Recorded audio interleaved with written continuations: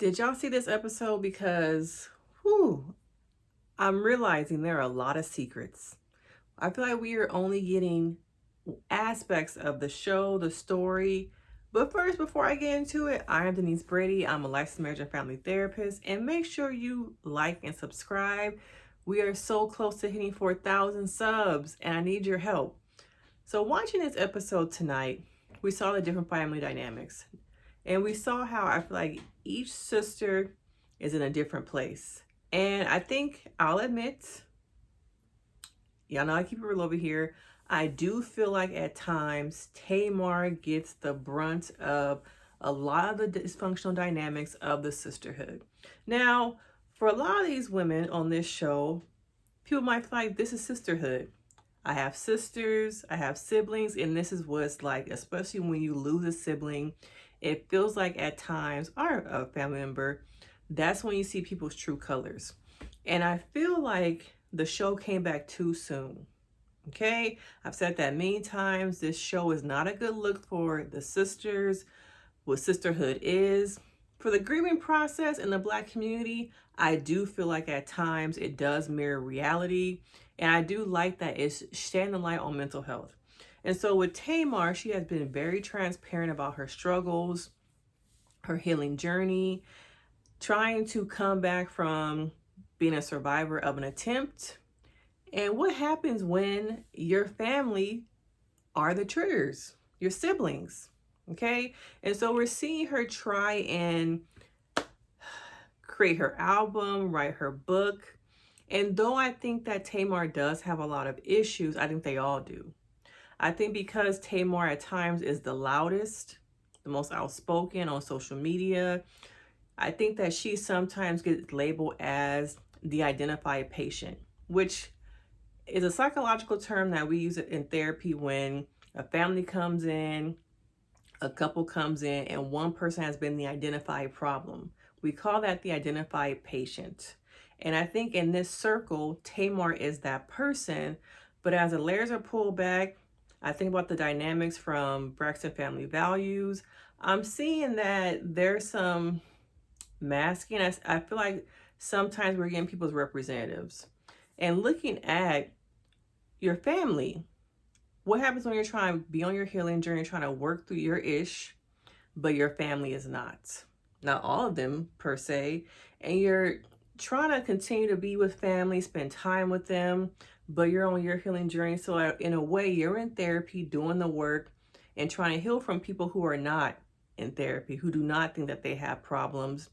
And then you're going back into this environment that you're trying to work yourself out of in here, the pain, the hurt, the trauma, but you're still around these people. So hearing tonight Tamar saying that her family does trigger her, and that is the reason she came back in the capacity of a friend. Because, people are always saying, how come Tamar didn't come back full time? Did they not invite her? Is she too dramatic? But the real truth of the matter is, okay, her family triggers her. And we don't talk enough about what happens when your triggers are your family. Okay? And you're not in a place where you want to go no contact. You still want to develop relationships. Your kids might have a relationship with these people, but they are your triggers. They bring out the dysfunction in you at times. And it's hard. It is really hard to have boundaries, not be a people pleaser, to choose yourself, to recognize, dang, like all the stuff that I'm healing from my sisters, I'm healing from the toxicity of my family, but they are the ones that I still want to have a relationship with. I still want to have connection with. How do you balance recognizing that they're part of the problem, but still having a relationship with them? And I think as a therapist, there is no true solution. There is no cookie cutter answer because everyone's situation is different. So you have to figure out what is best for you. Now, I'm paying more attention and looking at the dynamics between everyone in this family. You have Tawanda. And I think at times she is labeled as the maybe most put together, the least dramatic, but there's some stuff there. And I wonder what it is between her and Tamar that Tawana triggers Tamar. What is it about that dynamic? Is it that sometimes Tamar feels like Tawana's not really showing up as her true self, that she's only giving us versions of herself that she wants us to see. Because there's some secrets here. There's a lot of stuff happening behind the scenes that I feel like we are not seeing on camera. And how often do we see all the sisters in one scene together? How many times have we seen that this season? Every other time we are seeing them, Tamar's at the gym. Tony, of course, is in LA. That distance between her, she puts that's a boundary I think she has, is that distance. You see Trina and Tawana together with their significant others. And you see those two went to the DMV. Now, you don't see all of them getting together like we did on Braxton Family Values, and it shows just how the sisterhood has very much become this. Traci really was the glue. And I'm not sure if it's the grief, if things were happening before, but they're just in a place where they're disconnected. And everyone has their own things that they're dealing with. You have, I guess, Tawana saying she's only going to focus on who's in her household, which means I'm not effing with Tamar. You have Tamar who's working on healing, overcoming trauma. You got Trini who's dealing with food issues, PTSD, and alcoholism. You got Kevin Jr., who unfortunately is going through so much grief from his mother, his relationship with his wife, and now the relationship with his father. And, you know, there had to be something there that in her gut, Traci was like, I need my boy, I need my son to handle my estate. This is what I really want. There's something there that's not being talked about. And I don't know if we'll ever hear it from, you know, Kevin Sr. himself. We hear it through, you know, his lives and things like that. But to directly address whatever it is, the secrets, we have not gotten that.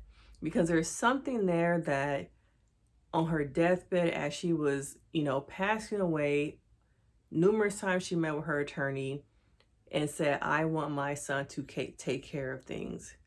Even though she was married to this man for 25 years, and according to him, he was at every doctor's appointment, he was by her side, something in the mix ain't adding up. Okay, and I want to know more about that, but looking at him, he's a man trying to figure out how to be a man by himself at times. I think he feels like he's a burden. I think at times maybe his father made him feel that way. He's lost his mother, who was his rock. And now he's in a world trying to figure out things by himself. And we see that with a lot of black men, young black men, not having that guidance to navigate the world. And I believe he's also dealing with a lot of depression. At that table when they were having a dinner together and he didn't show any emotion, I feel like this is somebody who is really numb, who has gone through so much that the only way they know how to cope is through numbness. And it would be interesting to see a scene between him and his father, maybe in a therapy session, with Mr. I'm not sure if Michael still goes by Braxton, but with his grandfather. It would be interesting to see that dynamic. But for some reason, Tawana's like, you saw that mama bear come out. We're not giving him no platform. We're not doing that. Okay? So I'm wondering what it is that she's trying to run away from, protect Kevin Jr. from, want us to not see. My spidey sense is saying there's some secrets there. And as usual, similar to what we saw on Braxton Family Values, I feel like we are only getting bits of pieces of Tawanda. I never feel like we really get a true sense of who she is behind scenes. These scenes that she shows up for, I want to see who she is as a person behind all that. I want to hear her. I thought we were going to, by this episode, hear her talk about being a black woman living with alopecia, trying to co-parent with a man who, back in the day, we saw that they was not getting along, raising teenagers.